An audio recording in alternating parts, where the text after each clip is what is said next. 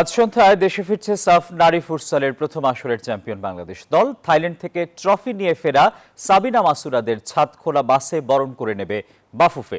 সেই সঙ্গে ফেডারেশনের পক্ষ থেকে দেয়া হবে সংবর্ধনা। থাইল্যান্ডে প্রথমবারের মতন এই বছর পর্দা ওঠে সাফ নারী ফুটসালের, যে টুর্নামেন্টে অপ্রতিরোধ্য বাংলাদেশের মেয়েদের সামনে পাত্তাই পায়নি কোনো দল। ব্যাংককের নন্থাবুরি হলে লিগ পর্বের শেষ ম্যাচে মালদ্বীপকে 14-2 ব্যবধানে উড়িয়ে দিয়ে শিরোপা জিতে সাবিনা খাতুনের দল।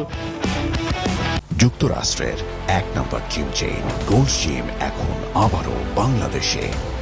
বসুন্ধরা আবাসিক এলাকা ও বসুন্ধরা সিটি শপিং মলে প্রথমবারের মতন অনুষ্ঠিত ফুটসালের শিরোপা জিতে আজ সন্ধ্যায় থাইল্যান্ড থেকে দেশে ফিরবে বাংলাদেশ নারী ফুটবল দল। বিষয়টি নিশ্চিত করেছে বাফুফে ফুটসাল কমিটির চেয়ারম্যান ও দলের ম্যানেজার ইমরানুর রহমান। পুরুষ দলের খেলা শেষ হওয়ার একদিন পরেই নারী দলের সদস্যরা দেশে ফিরছেন। সেই সঙ্গে নারী দলের খেলোয়াড়দের ব্যাংককে 2 দিন অতিরিক্ত থাকার ব্যবস্থা ও বোনাস দিয়েছে বাফুফে। এছাড়াও আজ দেশে ফেরার পর সাবিনা মাসুরাদের ছাদখোলা বাসে বরণ করে নেবে বাফুফে, এমনটি জানিয়েছে বাফুফের সভাপতি ফাহাদ করিম।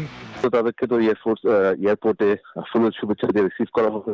তারপরে তাদের জন্য আমরা ছাদখোলা বাসের আয়োজন করেছি। তো ছাদখোলা বাস থেকে তারা এয়ারপোর্ট থেকে সরাসরি হাতিরঝিল অ্যাম্ফি থিয়েটারে চলে আসবে। হাতিরঝিল অ্যাম্ফি থিয়েটারে তাদের জন্য আমরা আরেকটা রিসেপশন আয়োজন করেছি। সেখানে ইতিমধ্যে ক্রীড়া উপদেষ্টা মহোদয় এবং ক্রীড়া সচিব মহোদয়, যুব ক্রীড়া সচিব মহোদয় দুজনই কনফার্ম করেছে তারা আসবেন।